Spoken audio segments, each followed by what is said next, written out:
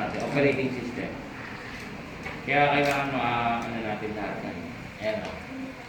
So, ito yung settings nung language sir. Ayan, okay na yan. Naka-English. So, next lang sir. Oh.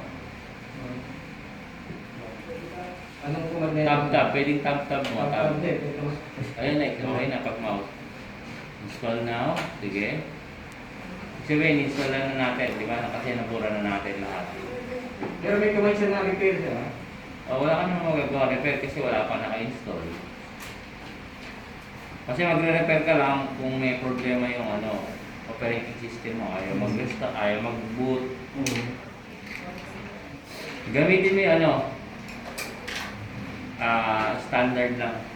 Data center, standard. STD. STD. Ito sir. Yeah, Gitna. pero okay lang naman.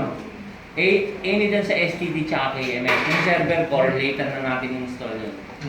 So, Okay, next. Choose ko to sir. Next. Yeah. Ano naman sa activation lang naman yan.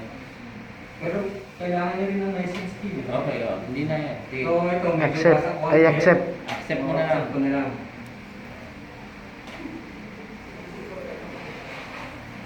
Sige, yan install.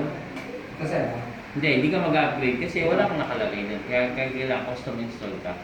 Ito ang pipiliin natin. Ayan.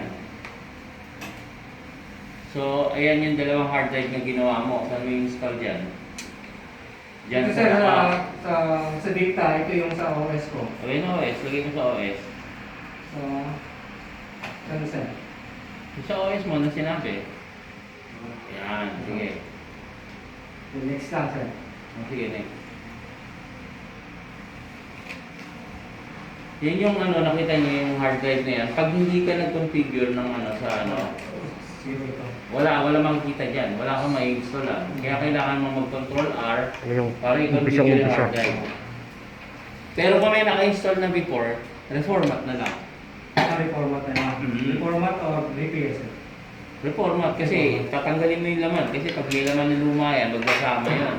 So ayaw mo ng ganun, di ba? Pag nag-set up ka ng bago, kailangan fresh install.